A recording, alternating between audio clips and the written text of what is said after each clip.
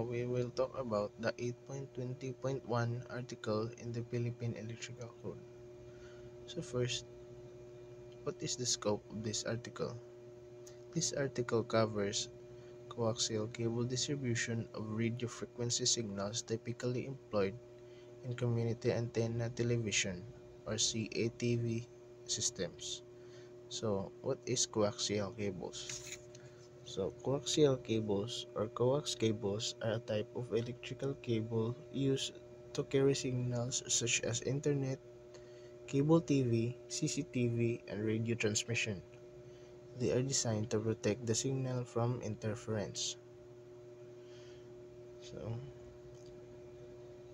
definition of the article. See Part 1.0.1 for the purpose of this article. The following additional definitions apply. First, abandoned coaxial cable. Abandoned coaxial cable installed installed coaxial cable that is not terminated at equipment other than a coaxial connector and not identified for future use with the tag. Second, exposed to accidental contact. A circuit in such position that in case of a failure of support and installation, contact with another circuit may result. FBN see Part 1.0.1 for told other definitions of exposed. Third, option a point of entrance, the point within a building at which the coaxial cable emerges from an external wall from a concrete slab. Fourth, premises, the land and buildings of user located on the user side of utility user network point of demarcation. So, in this slide introduces Article 8.20.1, which covers coaxial cable distribution typically used in CATV systems. It, in, it reference Section 1.0.1.2b for CATV and radio distribution systems of not covered under Article 8.20.1. Key definition include abandoned coaxial cable exposed to accidental contact, point of entrance, and premises for the purpose of this article.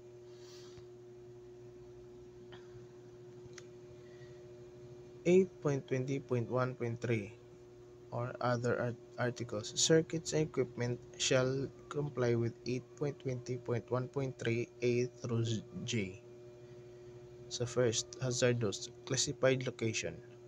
CATV equipment installed in location that is classified in accordance with 5.0.1.5 and 5.5.1.5 shall comply with the applicable requirements of Chapter 5. B. Wiring in ducts or dust, loose stock or vapor removal. The requirements of 3.0.1.22a shall apply. C. Equipment in other space used for environmental air. The requirements of 3.0.1.22 shall apply. D. Installation and use. The requirements of 1.10.1.3b shall apply. E. Installation of conductive and non-conductive optical fiber cables. The requirements of Article 7.70 shall apply. Communication circuit.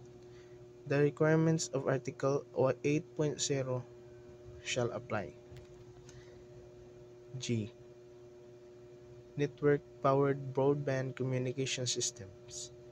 The requirements of Article 8.30 shall apply.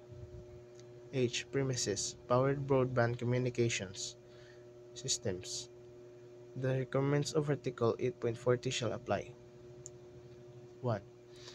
Alternating wiring methods. The wiring methods of Article 8.30 shall be permitted to substitute for the wiring methods of Article 8.20.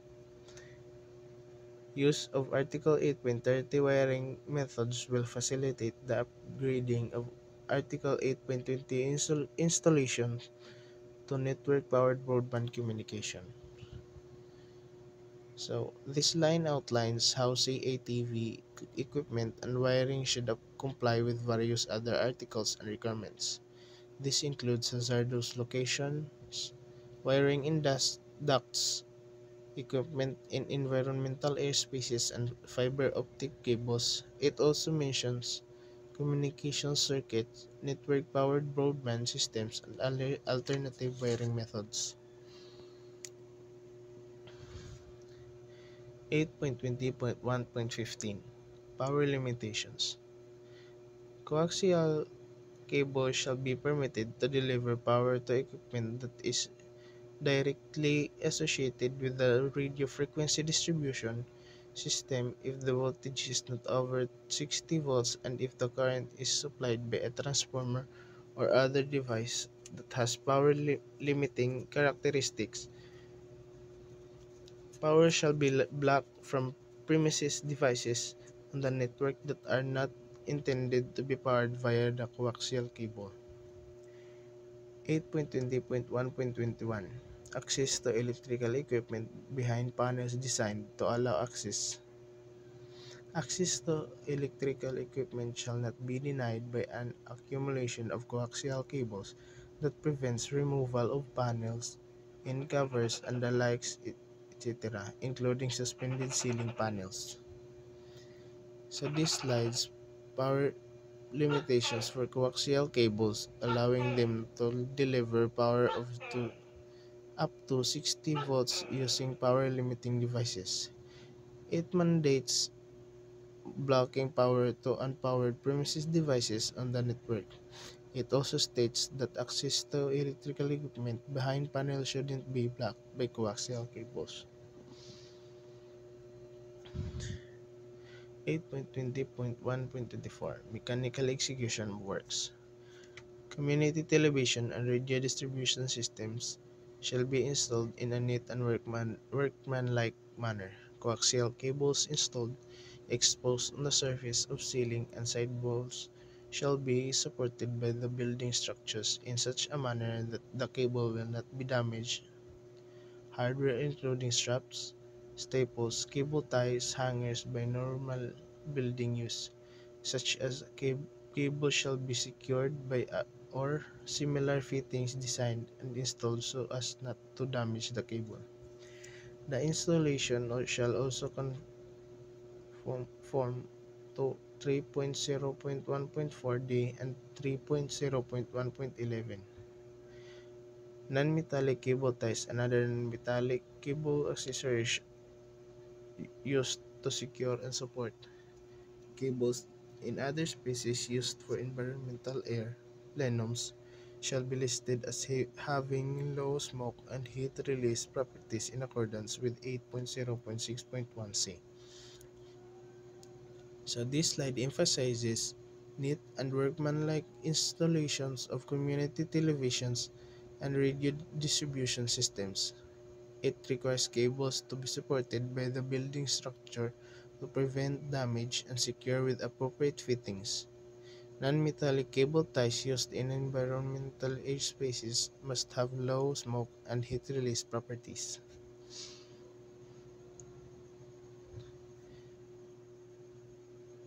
FPN number 1. Accepted industries practices are described in ANSO NICA BICSI 568 to 216. Standard for installation commercial building telecommunication cabling.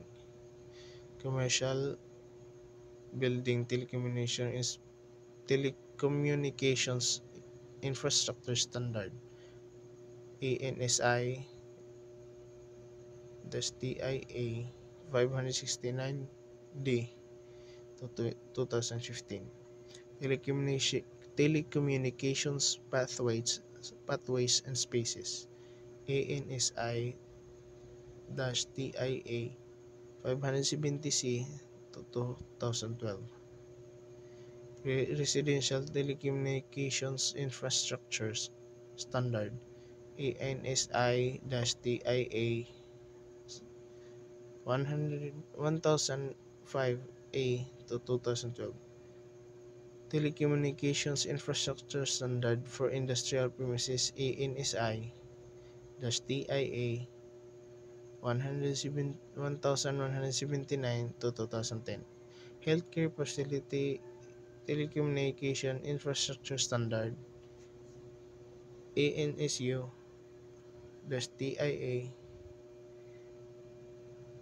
4966 to 2014. Telecommunications Infrastructure Standard for Educational Facilities and other ANSI approved installation standards. FPN number 12, number 2, C 4.3.11.2.6.5 and 4.3.11.5.5.6 of NFPA 98 to 2015. Standard for the installations of air conditioning and ventilating systems for discrete combustible components installed in accordance with 3.0.1.22c. Number 3.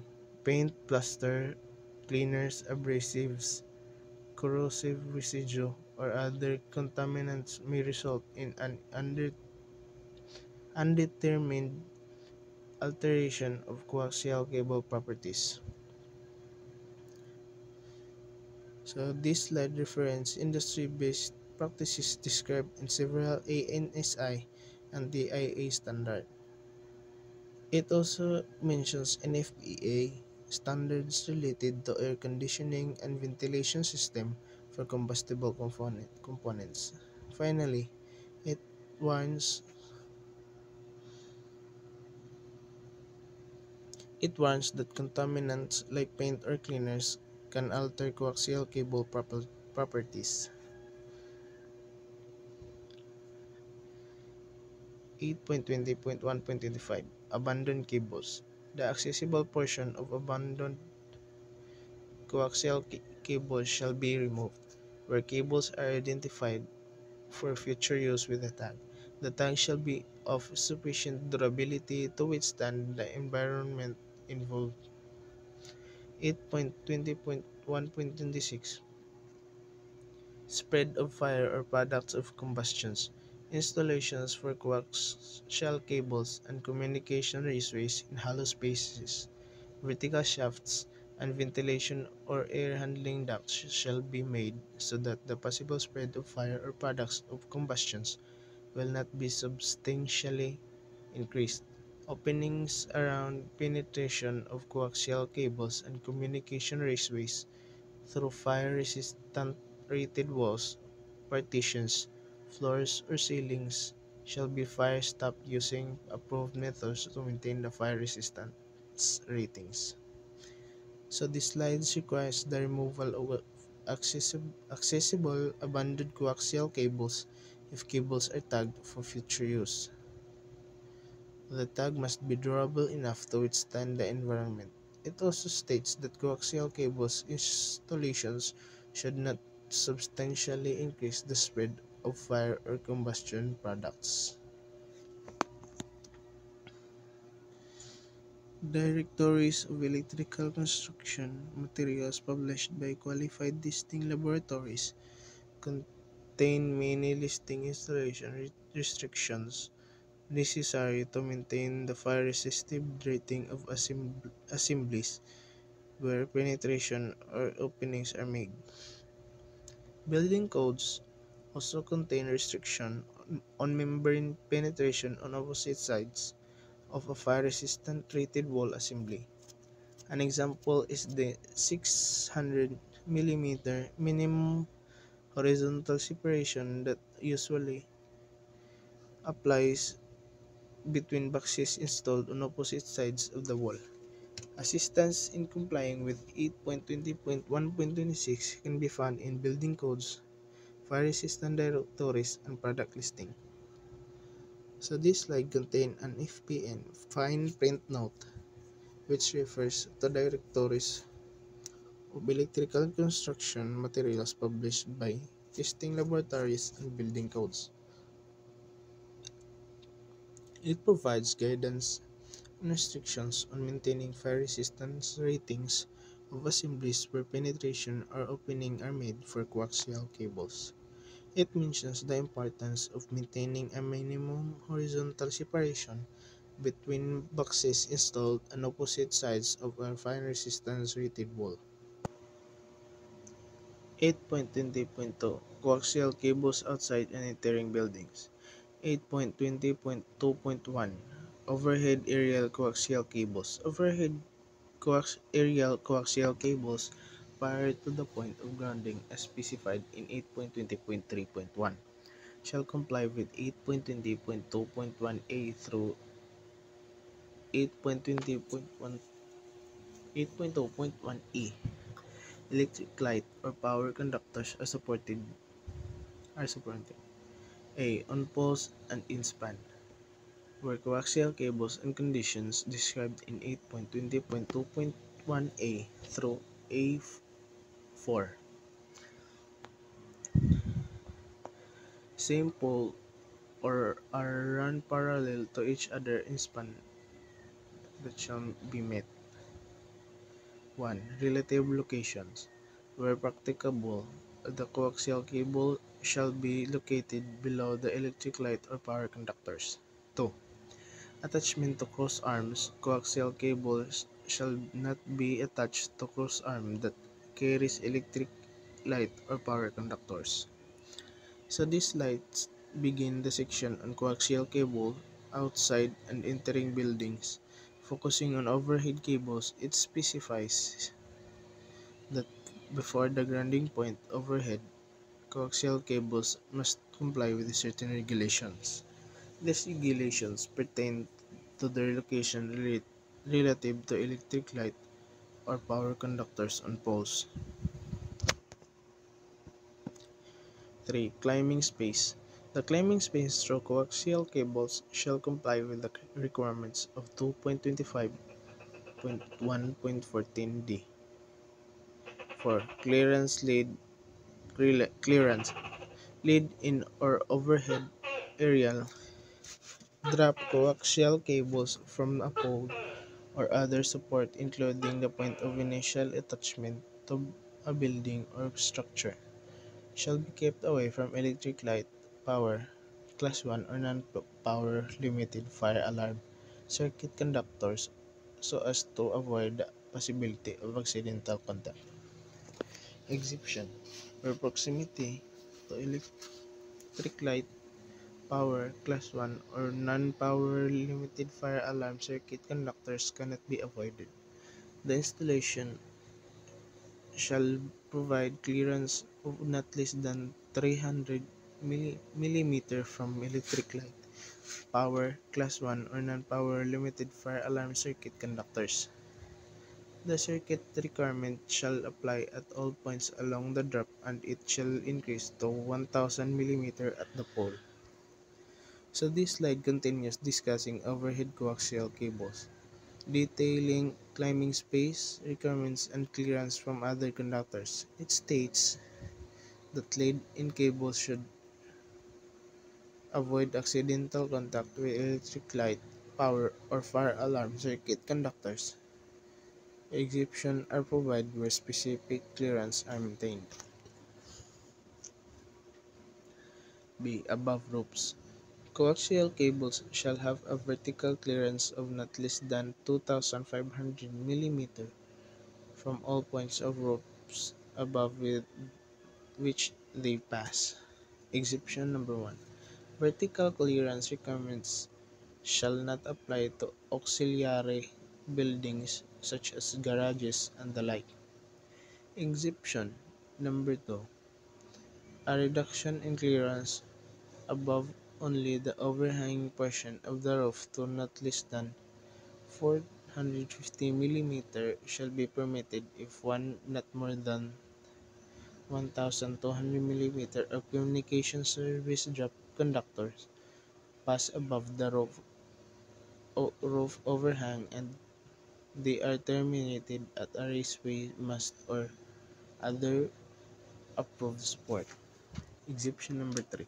Where the roof has a slope of not less than 100 mm in 300 mm, a reduction in clearance to not less than 900 mm shall be permitted. So this slide specifies vertical clearance requirements for coaxial cables above roofs, requiring a minimum of 2,500 mm. It provides exemptions for auxiliary buildings like garages and reductions in clearance under specific conditions such as a roof overhangs or roof slopes. These exemptions outline specific height and distance requirements. C. On masts. Overhead aerial coaxial cables shall be permitted to be attached to and above the roof raceway mast that does not enclose or support conductors of electric light or power circuits. D. Between buildings. Between buildings. Coaxial cables extending between buildings or structures, and also the support or attachment fixtures, shall be identified and shall have sufficient strength to withstand the loads to which they might be subjected. Exception: where a coaxial cable does not have sufficient strength to be self-supporting, it shall be attached to a supporting messenger cable that, together with the attachment fixtures or supports, shall be accepted for the purpose and shall have sufficient strength to withstand the loads to which they may be subjected. A. On buildings. Where attached to buildings, coaxial cables shall be securely fastened in such a manner that they will be separated from other conductors in accordance with 8.20.2.1e1, 8.20.2.1e2, and 8.20.2.1e3. So this slide addresses coaxial cables attachment to masts and installations between buildings. It allows attaching cables to raceway masts that don't support electric light or power conductors. Cables extending between buildings must be identified strong enough to withstand loads or attached to supporting messenger cable. 1. Electric light or power.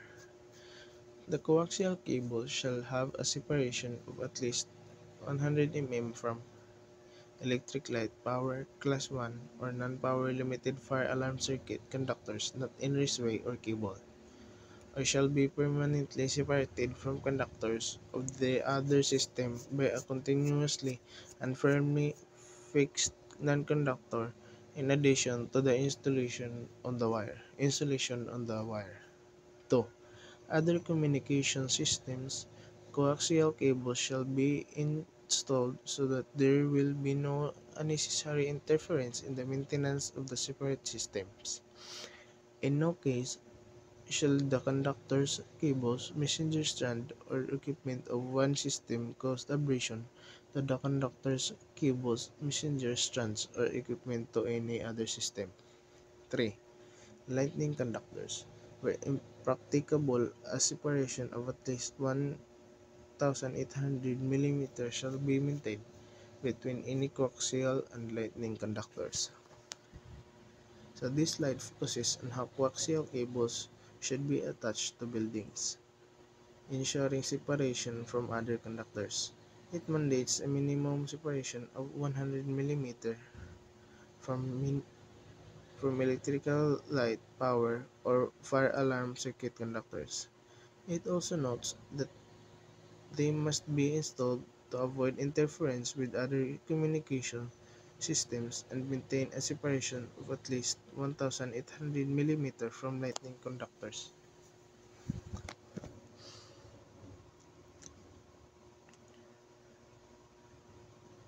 FBN number 1. For additional information regarding overhead aerial wires and cables, see ANSI C2 2012. National Electrical Safety Code Part 2 Safety Rules for Overhead Lines. FPN number 2. See sections 4.6 of NFPA 780 to 2014 standard for the installation of lightning protection system for the calculation of side flash distance. So it includes fine print notes or FPN referencing ANSI C2 to 2012, the National Electrical Safety Code for overhead wire and cable information. It also references it in FPA 780 to 2014 for calculating side flash distance related to lightning protection systems. These FPNs provide additional resources for safety and installation guidelines. 8.20.2.4 Underground coaxial cables entering buildings. Underground coaxial cables entering buildings shall comply with 8.20.1.2.4 A and B. A. Underground system with electric light power class 1 or non-power limited fire alarm circuit conductors. Underground coaxial cables in a duct, pedestal, handhole, enclosure, or manhole that contains electric light power or class 1 or non-power limited fire alarm circuit conductor shall be in a section permanently separated from such conductors by means of a suitable barrier. B. Direct buried cables and raceways. Direct buried cable shall be separated at least 300 mm from conductors of any light or non-power limited fire alarm circuit conductors or class 1 circuit. Exception number 1. Separation shall not be required where electric service conductors or coaxial cables are installed in raceways or have metal cable armor.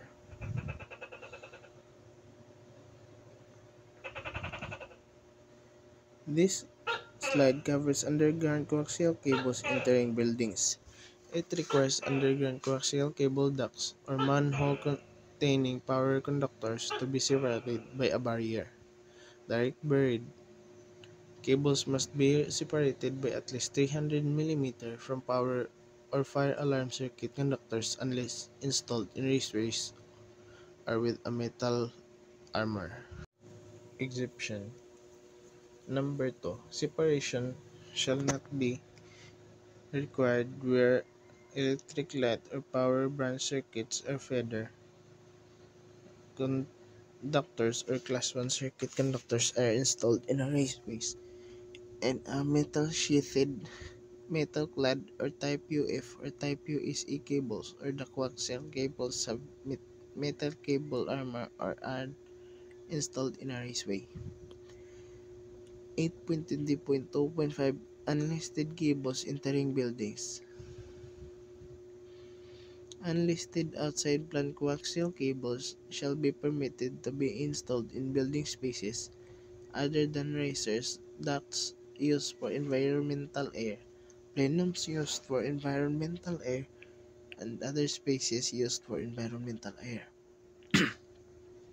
where the light of the coaxial cables within the buildings, measured from its point of entrance, does not exceed 15 meters, and the cable enters the building from the outside and is terminated at a grounding block. The point of entrance shall be permitted to be extended from the penetration of the external wall or floor slab by continuously enclosing the entrance cables in rigid metal conduit RMC or intermediate metal conduit IMC to the point of emergence. 8.20.2.6 Metallic entrance conduit grounding. Metallic conduit containing entrance coaxial cable shall be connected by a bonding conductor or grounding electrode conductor to a grounding electrode in accordance with 8.20.4.1b. So these slides provides exceptions where separation isn't required for underground cables with specific installations like raceways or metal sheathing. It allows unlisted outside plant coaxial cables to extended up to 15 meter inside buildings if entering from outside and terminated at a grounding block. That entry point can be extended using rigid metal conduit RMC or intermediate metal conduit IMC.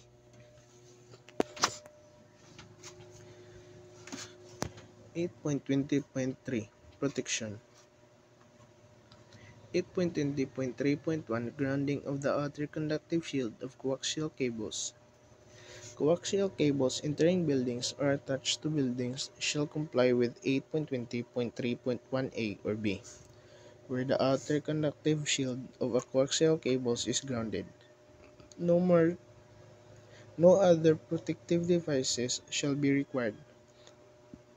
For purpose of this section, grounding located at mobile home service equipment located within 9,000 mm of the exterior walls of the mobile home it serves or at a mobile home disconnecting means grounding in accordance with 2.50.2.13 and located within 9,000 mm of the exterior wall of the mobile home it serves shall be considered to meet the requirements of this section.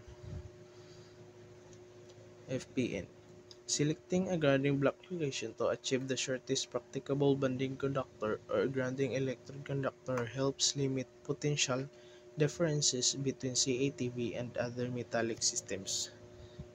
So this slide discusses grounding metallic entrance conduit, stating that metallic conduit containing entrance coaxial cables must be connected to a grounding electrode.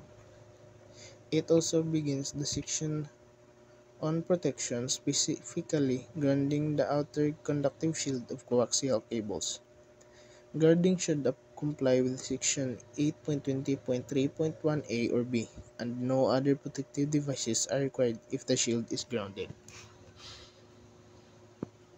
A. Entering buildings. In installations where the coaxial cable enters the building, the outer conductive shield shall be grounded in accordance with 8.20.4.1. The grounding shall be as close as practicable to the point of entrance. B. Terminating outside of the building. In installations where the coaxial cables is terminated outside of the building, the outer conductive shield shall be grounded in accordance with 8.20.4.1. The grounding shall be as close as practicable to the point of attachment or termination. C. Location. Where installed, a listed primary protector shall be applied on each communication antenna and radio distribution CATV cables external to the premises. The listed primary protector shall be located as close as practicable to entrance point of the cable on other sides or integral to the ground block. D. Hazardous classified location where a primary protector or equipment providing the primary protection function is used. It shall not be located in any hazardous classified location as defined in 5.0.1.5 and 5.5.5.1.5 or in the vicinity of easily ignitable material. Exception as permitted in 5.3.51 to 5.2.3.51 and 5.3.3.51. So, this slide details grounding requirements for coaxial cables entering or attached to buildings. It specifies grounding locations, emphasizing proximity to the point of entrance or termination. Listed primary protectors are required on CATV cables external to the premises and should not be located in hazardous areas.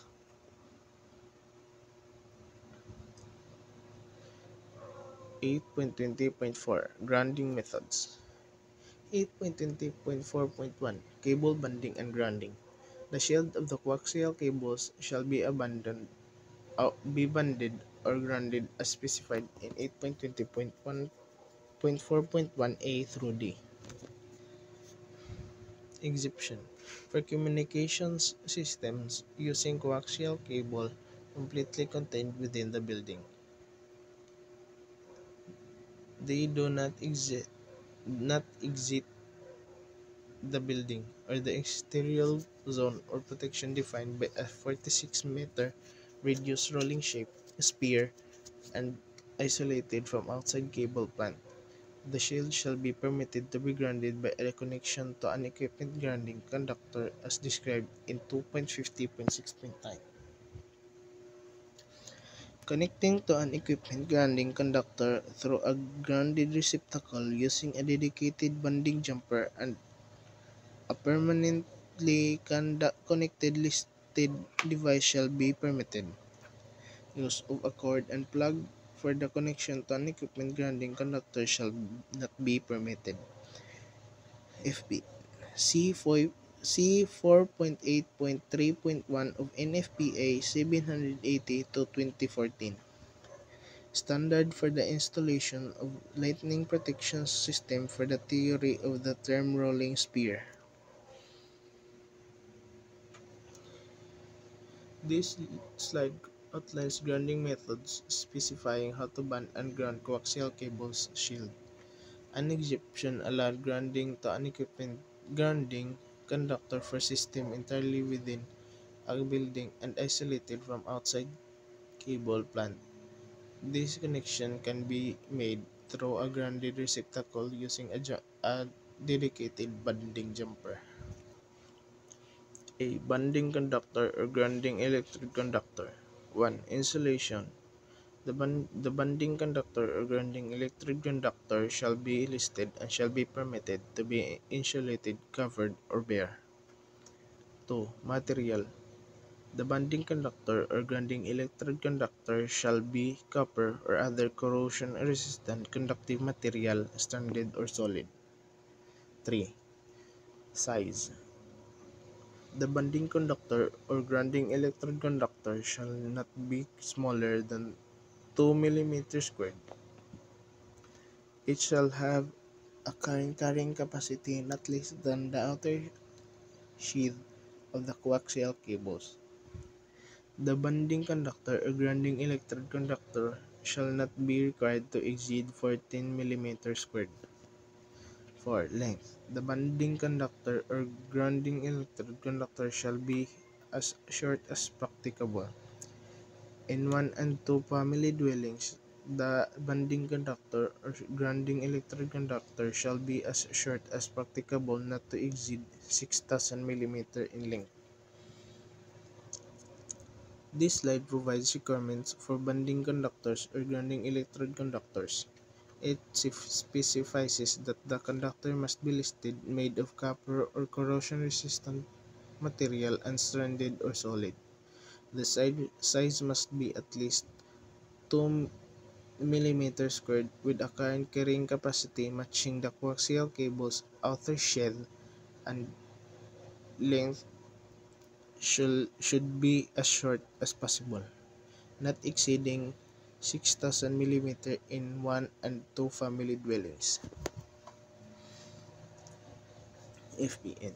Similar bonding conductor or grounding electric conductor length limitation applied at apartment buildings and commercial buildings help to reduce voltage that may be developed between the building power and communication system during lightning events.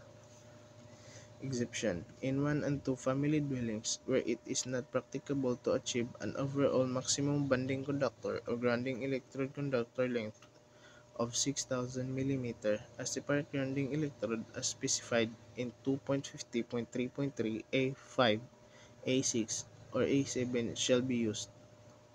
The grounding conductor shall be connected to the separate grounding electrode in accordance with 2.50.3.21, and the separate building electrode shall be connected to the power grounding electrode system in accordance with 8.20.4.1 D. 5. Run in straight line. The bonding conductors or grounding electrode conductor shall be run in as straight a line as practicable. These slides continues detailing bonding conductor requirements, emphasizing the importance of short lengths to reduce voltage during lightning events. It provides an exception for 1 and 2 family dwellings where a 6,000 mm length is impractical, allowing a separate grounding electrode connected to the power grounding system. It also notes that the bonding conductor should be run in a straight line and physically protected. 6. Physical protection. Bonding conductors and grounding electrode conductors shall be protected where exposed to physical damage. Where the bonding conductor or grounding electrode conductor is installed in a metal raceway, both ends of the raceway shall be bonded to the contained conductor or to the same terminal or electrode to which the bonding conductor or grounding electrode conductor is connected. B. Electrode.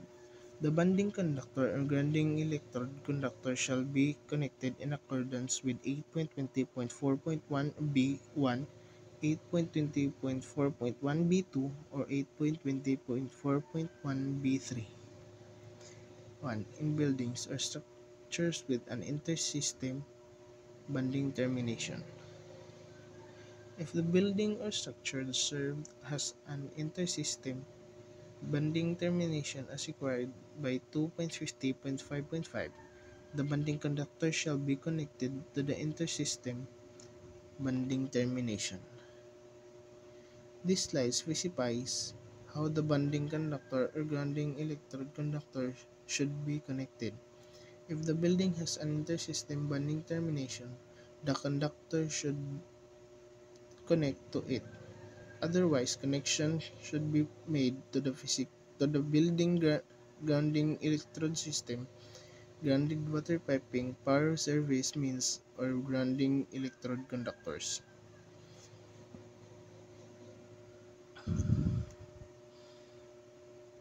2. In building or structure with grounding means. If an intersystem bonding termination is established, 2.50.5.5 shall apply. If the building or structure served has no intersystem bonding termination, the conductor or grounding electrode conductor shall be connected to the nearest accessible location on one of the following: the building's or structure grounding electrode system as covered in 2.50.3.1, the grounded interior metal water pipe system within 1,500 mm from its point of entrance to the building as covered in 2.50.3.3. C. The power service accessible means external to enclosure using the options identified in 2.50. Options identified in 2.50.5.5a. Exception. The non-flexible metallic power service raceway. E. The service equipment enclosure. F. The grounding electrode conductor or the grounding electrode conductor metal enclosure of the power service or the grounding, or G. The grounding electrode conductor or the grounding electrode of a building or structure disconnecting means that is connected to an electrode as covered in 2.50.2.13. This slide further clarifies grounding connections in buildings without an intersystem bonding termination. It specifies accessible location for connecting the bonding conductor such as the grounding electrode system or interior metal water piping. Bonding devices should not interfere with equipment enclosures, openings, and must be mounted on non-removable parts. A bonding device intended to provide a termination point for the bonding conductor. Intersystem bonding shall not interfere with the opening of an equipment enclosure. A bonding device shall be mounted on non-removable parts, and a bonding device shall not be mounted on a door or cover even if the door or cover is non-removable. For purpose of this section, the mobile home service equipment or the mobile home disconnecting means as described in 8.20.3.1 shall be considered accessible. So, a bonding device is used to connect grounding wires safely. It must not be placed on movable parts or doors. The mobile home service equipment must be easy to access for safety. Where there is no mobile home disconnecting means grounded in accordance with 2.50.2.13 and located within 9,000 mm on the exterior wall of the mobile home it serves. The coax- coaxial cable, shield ground, or surge arrestor grounding terminal shall be connected to grounding electrode in accordance with 8.20.4.1b3. B. Bonding. The coaxial cable, shield grounding terminal, surge arrestor grounding terminal, or grounding electrode shall be connected to the metal frame or available grounding terminal of the mobile home with a copper conductor not smaller than 3.5 millimeter squared under any of the following conditions. 1. Where there is no mobile home service equipment or disconnecting means as in 8.20.4.7a. 2. Where the mobile home is supplied by a cord and plug. 8.20.5 Installation wires within buildings. 8.20.5.1 Raceways and cable routing assemblies for coaxial cables. Mobile homes need a proper grounding system to prevent electrical hazard. The grounding system must connect to the home's frame and follow specific rules. This ensures safety in case of electric faults. A. Types of raceways. Coaxial cables shall be permitted to be installed in any raceways that complies within either A1 or A2 and in cable routing assemblies installed in compliance with 8.20.5.1c. 1. Raceways recognized in Chapter 3, coaxial cables shall be permitted to be installed in any raceways includes in Chapter 3. The raceways shall be installed in accordance with the requirements of Chapter 3. 2. Communication raceways. Coaxial cables shall be permitted to be installed in plenum communications raceways, riser communications raceways, and general purpose communication raceways selected in accordance with Table 8.0.5.45b, listed in accordance with 8.0.6.13 and installed in accordance with 8.0.5.4 and 3.62.2.15 through 3.62.2.47, where the requirements applicable to electrical non-metallic tubing (ENT) apply. Coaxial cables must follow strict guidelines during installation to ensure safety. They must be installed in buildings and follow specific codes. These rules protect the cables from damage and ensure proper functioning.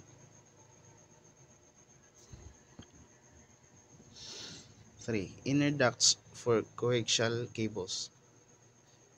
Listed plenum communications raceway, listed riser communication raceways, and listed general purpose communication raceways selected in accordance with Table 8.0.5.45b shall be permitted to be installed as inner duct in any type of listed raceway permitted in Chapter 3.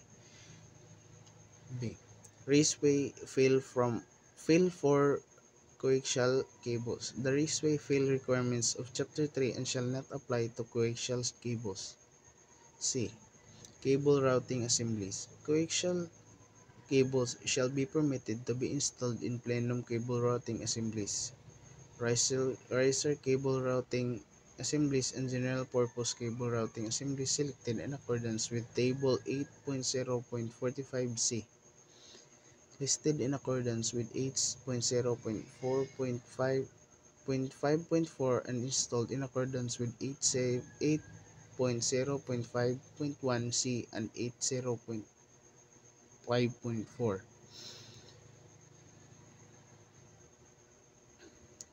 So, in these slides, coaxial cables must meet specific standards for their materials and installations. They are used for communication systems like TV and internet. Safe installation prevents interference and ensure reliability. 8.20.5.4 Installation of coaxial cables. Installation of coaxial cables shall comply with 8.20.5.4a through K. Installation of raceways and cable routing assemblies shall comply with 8.20.5.1. A. Listing. Coaxial cables installed in buildings shall be listed. Exception. Coaxial cables that comply with 8.20.2.45 shall not be required to be listed. B. Ducts specifically for environmental air. The following cables shall be permitted in ducts specifically fabricated for environmental air as described in 3.0.1.22b if they are directly associated with the air distribution system. Up to 1,200 mm of type CATVP. Type CATVP, CATVR, CATV, and CATVX installed in raceways that are installed in compliance with 3.0.1.22b. For information on fire protection of wiring installed in fabricated ducts, see 4.3.4.1 and 4.3.11.3.3 of NFPA 90A-2 2012, Standard for the Installation of Air Conditioning and Ventilating Systems. So, coaxial cables must be installed carefully and meet all specific codes. These cables connect to communication systems and must be placed properly. Following these rules ensures they work well and are safe to use.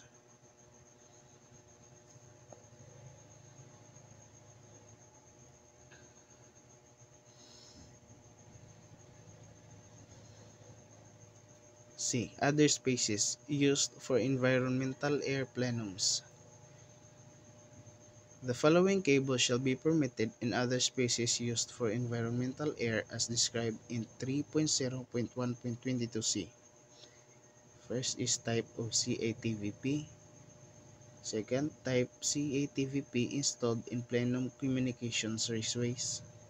3. Type CATVP installed in plenum cable routing assemblies. 4. Type CATVP supported by open metallic cable trays or cable tray system. 5. Types CATVP, CATVR, CATV, and CATVX installed in raceways that are installed in compliance with 3.0.1.22c. In this slide, its specific types of cables are allowed in air spaces used for ventilation or plenums.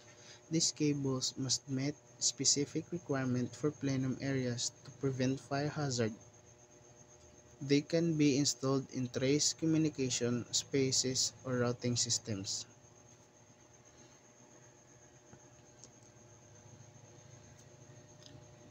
Type CATVP, CATVR, CATV, and CATVX supported by solid to bottom metal cable trays with solid metal covers in other spaces used for environmental air plenums as described in 3.0.1.22c. 7. Types CATVP, CATVR, CATV, and CATVX cables installed in plenum communications raceways, risers, communications raceways, or general-purpose communication raceways supported by solid-to-bottom metal cable trays with solid metal covers in other spaces used for environmental air plenums as described in 3.0.1.22c. FPN for information on fire protection of wiring installed in other spaces used for environmental air. See 4.3.11.2, 4.3.11.4, and 4.3.11.5 of NFPA 90A-2 2015 standard for the installation of air conditioning and ventilating system. In this slide, certain cables are allowed in plenum spaces if they meet strict fire safety rules. These cables are used for communication systems like TV and internet. They are designed to minimize risk in air handling spaces. D. Risers, cables in vertical runs. The following cables shall be permitted in vertical runs penetrating one or more floors and in vertical runs in a shaft. Verse 1. Types CATVP and CATVR. 2. Type CATVP and CATVR installed in the following. First is plenum communication raceways. Second, plenum cable routing assemblies. C. Third, riser communication raceways. D. Riser cable routing assemblies. FPN C8.20.1.26 for fire stop requirements for floor penetration. In this slide, cables running vertically between floors, risers, also known as risers, must meet specific fire safety rules. They can be installed in riser systems, communication spaces, or cable trays. Fire stop systems are required where cable pass through floors.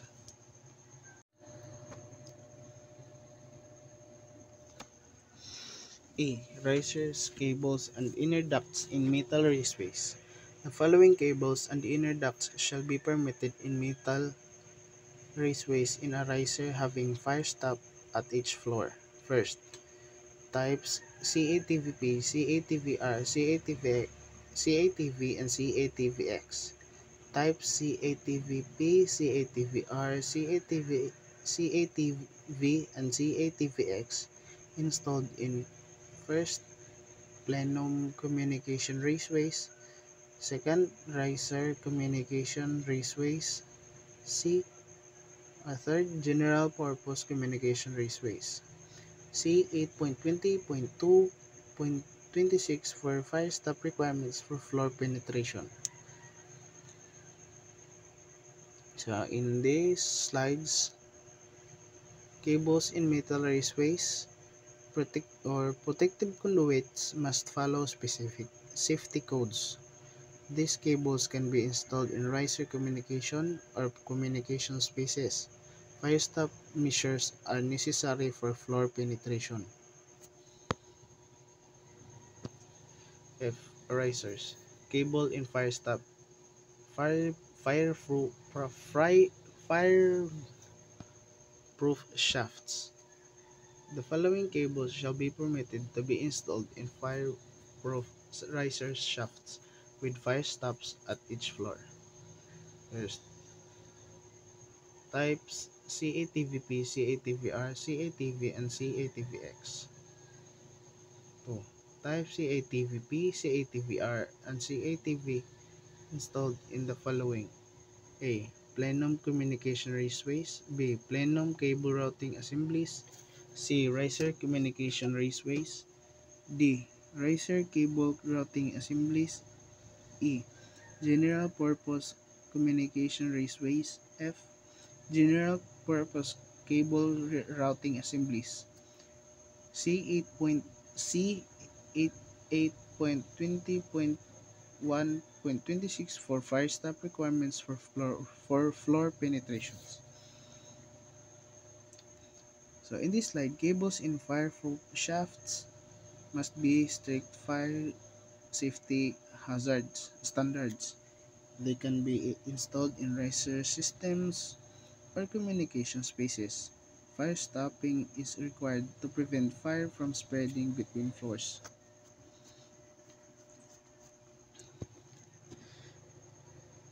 Risers 1. Risers 1 and 2 family dwellings. The following cables shall be permitted in 1 and 2 family dwellings. 1. Type CATVP, CATVR and CATV. 2. Type CATVX less than 10 mm in diameter.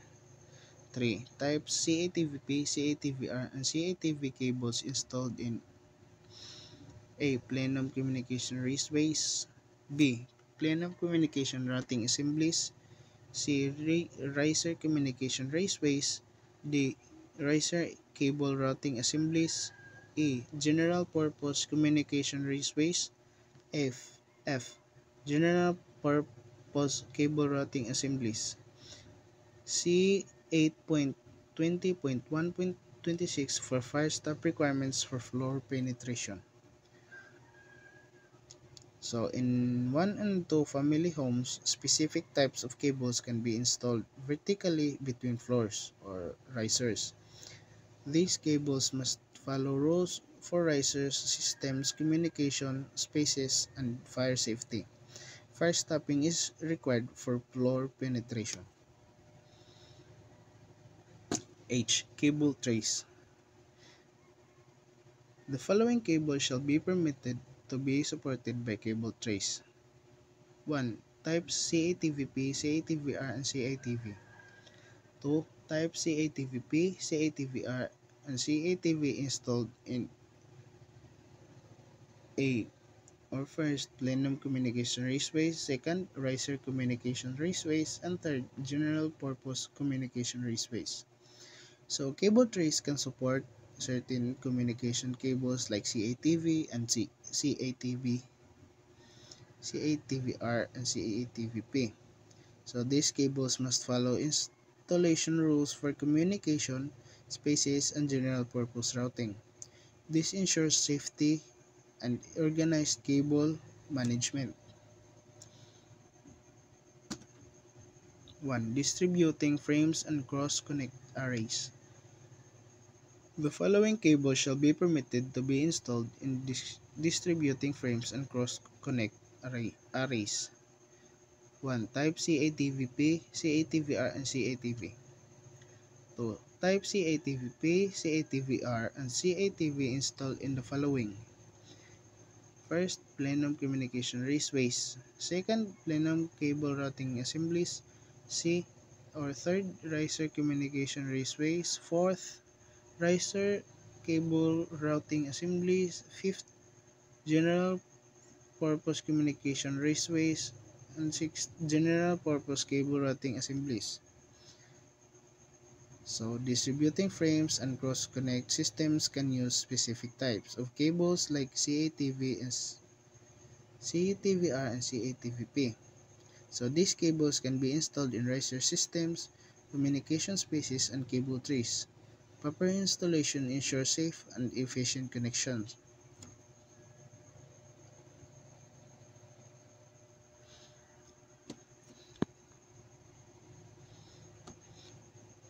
Other building locations. The following cables other than the locations covered in 8.20.5.4 B through shall be permitted to be installed in building locations. 1. 1. Types CATVP, CATVR, and CATV. 2. A maximum of 3,000 mm of exposed Type CATVX in non-concealed spaces. 3. Type CATVP, CATVR, and CATV installed in the following. First, plenum communications raceways. Second, plenum cable routing assemblies. Third, riser communication raceways. Fourth, riser cable routing assemblies. Fifth, general purpose communication raceways. Sixth, general purpose cable routing assemblies. 4. Type CATVP, CATVR, CATV, and CATVX installed in raceways of a type recognized in Chapter 3. So, in other buildings, cables can be installed in non-concealed spaces if they meet specific requirements. They can be placed in riser systems, communication spaces, or cable trays. Rules ensure safety and proper function of communication systems. Okay, 1 and 2 family and multi-family dwellings. The following cables are cable routing assemblies shall be permitted to be installed in 1 and 2 family and multi-family dwellings in locations other than those locations covered in 8.20.5.4b through 1. First, 1. Types CATVP, CATVR, and CATV. 2. Type CATVX less than 10 mm in diameter. 3. Types CATVP, CATVR, and CATV installed in the following. First, plenum communication raceways. Second, plenum cable routing assemblies. Third, riser communication raceways. Fourth, riser cable routing assemblies. Fifth, general purpose communication raceways. Sixth, general purpose cable routing assemblies. 4. Type CATVP, CATVR, CATV, and Type CATVX installed in raceways of a type recognized in Chapter 3. So, in multi-family buildings, cables must follow rules for riser systems and communication spaces. They can be installed in cable trays or general-purpose routing systems. Safety measures like fire stopping are required for floor penetrations. 8.20.5.24 Installation of coaxial cables and equipment. Beyond the point of grounding as defined in 8.20.3.1, the coaxial cables installations shall comply with 8.20.5.24 A and B. A. Separation from other conductors. 1. In raceways, cable trays, boxes, enclosures, and cable routing assemblies. So, coaxial cables installation must follow specific rules, ensuring separation from other conductors. They can only be placed in trays, boxes, enclosures, or routing systems. This prevents interference and ensures safety. A. Other circuits. Coaxial cables shall be permitted in the same raceway. Cable tray, box, enclosure, or cable routing assemblies with jacketed cables of any of the following.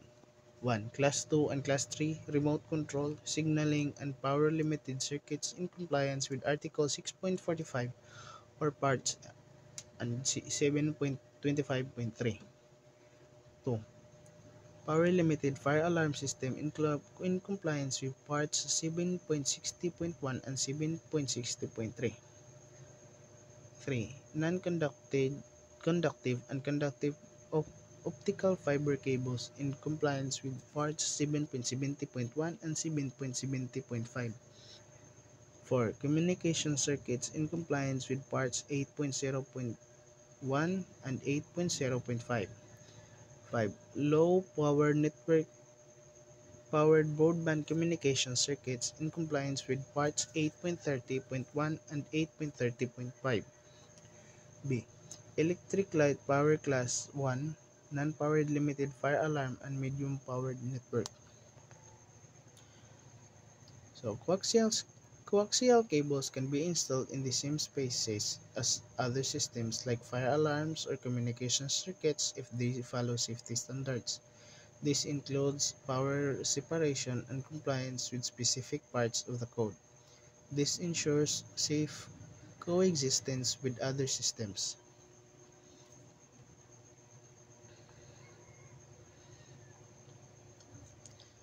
Power broadband communication circuits. Coaxial cables shall not be placed in any raceways, compartment, outlet box, junction box, or other enclosure with conductors of electric, light, power, class 1, non-power limited fire alarm, or medium-powered network-powered broadband communication circuits. Exception. Number 1.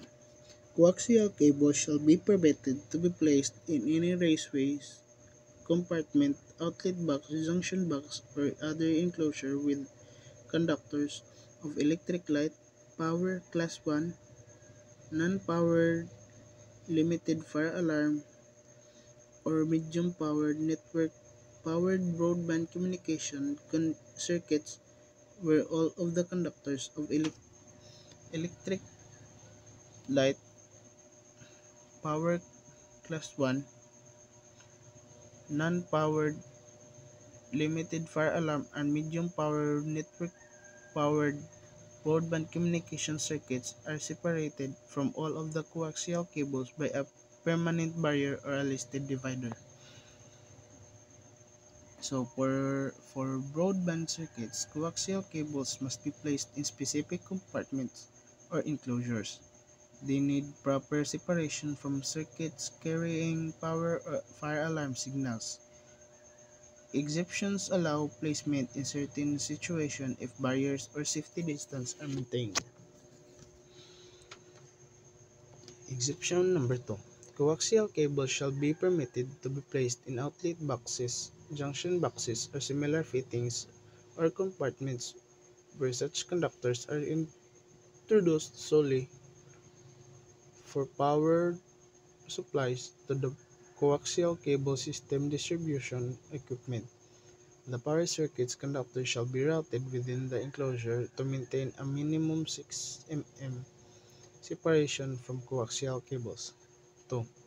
Other applications, coaxial cables shall be separated at least 50 mm from conductors of any electric light, power, class 1, non-power limited fire alarm, or medium power network-powered broadband communication circuits. Exception 1 allows coaxial cables near other conductors if they are separated by barriers or a safe distance. This applies to circuits like fire alarm and broadband system. Proper separation ensures safety and prevents interference.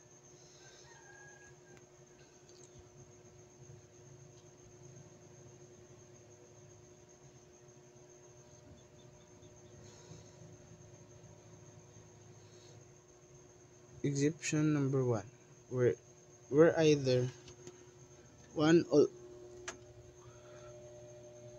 all of the electric light, power, class 1, non-power limited fire alarm, or medium power network-powered broadband communication circuits are in raceways or in metal sheathed, metal-clad, non-metallic sheathed type AC or type UF cables, or all of the coaxial cables are encased in raceway.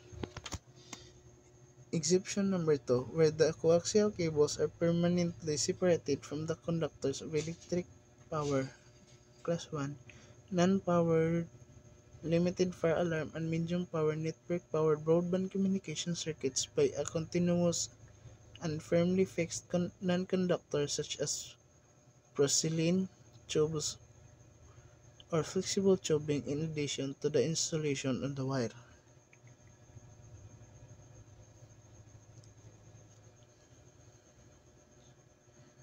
So, exception 2 specifies that coaxial cables can be placed in outlet boxes or junction boxes is separated from another supply conductors. They must maintain a specific distance from electric light or fire alarm circuits. This ensures proper functioning and safety. Support of coaxial cables. Raceways shall be used for their intended purpose. Coaxial cables shall not be strapped, tapped, or attached by any means to the exterior of any conduit or raceways as a means of support. Exception: overhead aerial spans of coaxial cables shall be permitted to be attached to the exterior of the raceway type mast intended for the attachment and support of such cables. So, coaxial cables must only be supported by raceways designed for that purpose. They cannot be strapped or attached to the outside of conduits or raceways. However, aerial spans of coaxial cables can be attached to raceways exterior for support. 8.20.5.45 Application of listed CATV cables.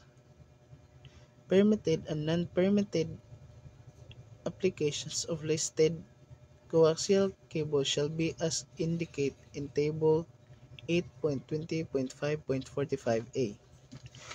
The permitted applications shall be subject to the installation requirements of 8.20.5.1 and 8.20.5.4. The substitution for coaxial cables in Table 8.20.5.45b and illustrated in Figure 8.20.5.45 shall be permitted. The substitute cables in Table 8.20.5.45b and Figures 1.20.5.45 are only coaxial types cables. 8.20.6 Listing requirements. 8.20.6.1 Coaxial cables. Cables shall be listed in accordance with 8.20.6.1a through d and marked in accordance with Table 8.20.6.1. The cable voltage rating shall not be marked on the cable. Coaxial cables shall have a temperature rating of not less than 60 degrees Celsius. The temperature rating shall be marked on the jacket of coaxial cables that have a temperature exceeding 60 degrees Celsius.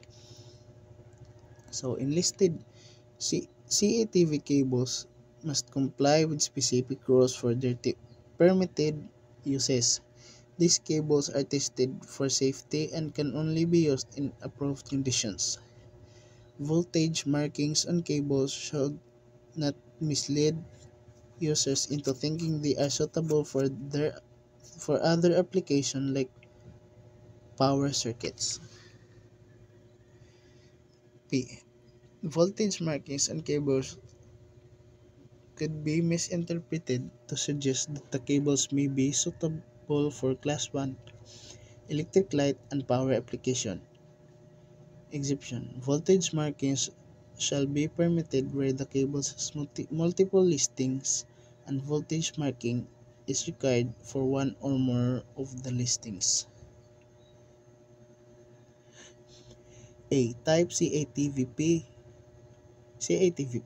Type CATVP community antenna televisions plenum coaxial cables shall be listed as being suitable for use in ducts, plenums, and other spaces used for environmental air, and shall also be listed as having adequate fire resistance and low smoke producing characteristics. FPN.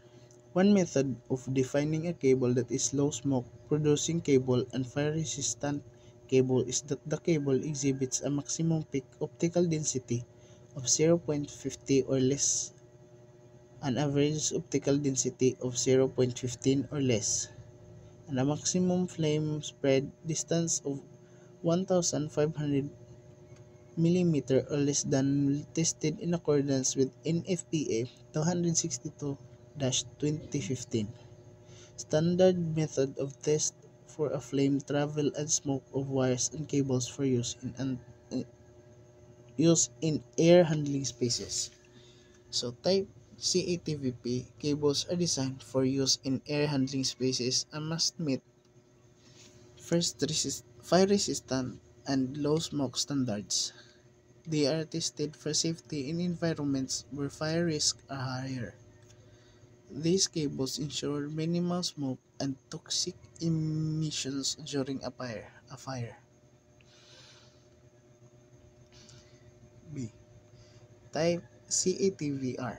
The type CATVR community antenna television risers coaxial cable shall be listed as being suitable for use in a vertical run in a shaft or from floor to floor, and shall also be listed as having fire-resistant characteristic capable of preventing the carrying of fire from floor to floor. FBN. One method of defining fire-resistant characteristic capable of preventing the carrying of fire from floor to floor is that the cable pass the requirement of ANSI /UL 1666 to 2212 standard test for flame propagation height of electrical and optical fiber cable installed vertically in shafts. C. Type CATV. Type CATV community antenna television coaxial cables shall be listed as being suitable for general purpose CATV use, with the exception of risers and plenums, and shall also be listed as being resistant to the spread of fire. So, type CATVR cables are used in vertical riser systems and must meet fire resistance standards. They are designed to prevent fire from spreading between floors. These cables are tested from flame propagation and safety.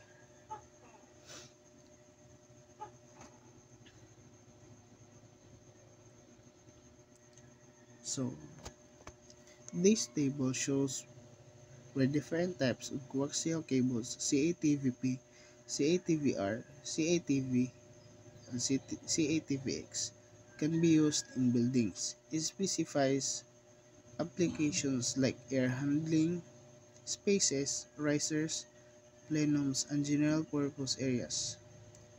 The Y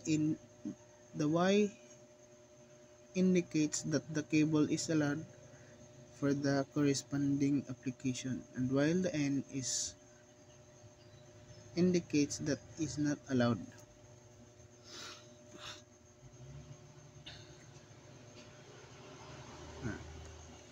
Note, an N in the table indicates that the cable type is not permitted to be installed in application.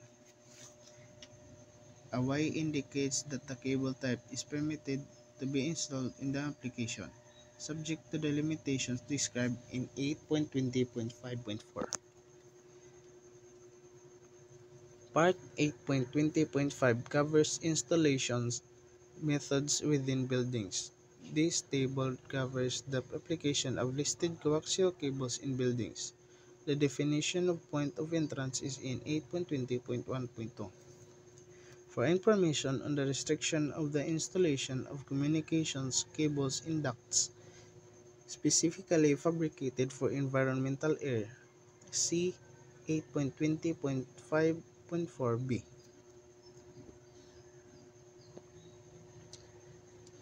So,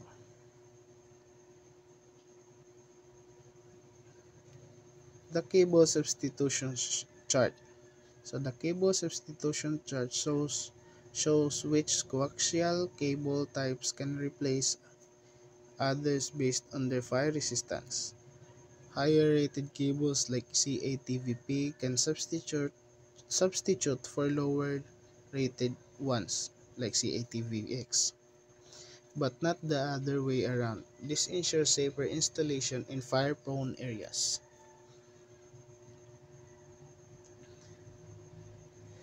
Figure 8.20.5.45 Cable Substitution Hierarchy FBN.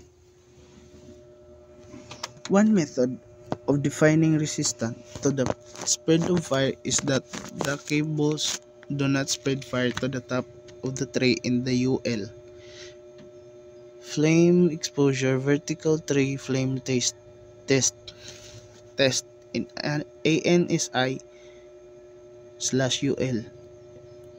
1685 to 2010. Standard for safety for vertical tray fire propagation and smoke resist test for electrical and optical fiber cables. The smoke measurements in the test methods are not applicable. Another method of defining resistance to the spread of fire is for the damage or char length not to exceed 1,500 mm when performing the CSA vertical flame test cables in cable trays as described in CSA C22.2 number 0.3 to 0.9 test methods for electric wires and cables. D.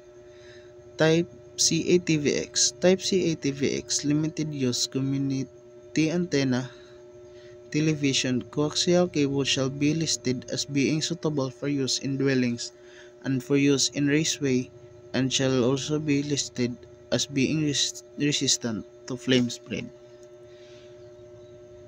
So the hierarchy explains how fire resistance is tested, such as using vertical flame test to measure how well a cable limits fire spread. CATVX cables are listed as suitable for limited use and must meet specific flame spread standards. These standards ensure cables are safe for their intended environments.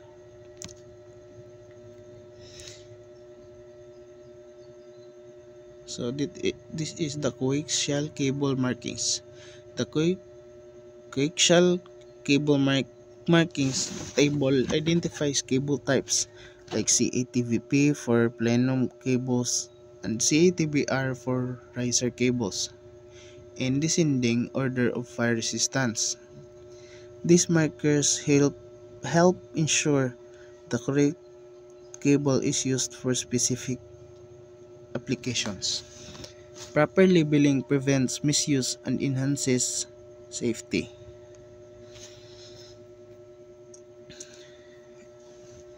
One method of determining that cable is resistant to flame spread is by testing the cable to the VW-1 vertical wire flame test in ANSI/UL 1581 to 2013. Reference standard for electrical wires, cables, and flexible cords. 8.20.6.2 Grounding devices. Where bonding or grounding is required, devices used to connect a shed, or non-current carrying metallic members of a cable to a bonding conductor or grounding electrode conductor shall be listed or be part of listed equipment. So in this slide, grounding devices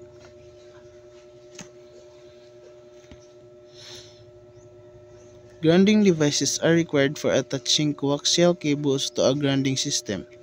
This ensures the cables are safely connected to prevent electrical hazard. Grounding components must meet specific standards or be part of listed equipment.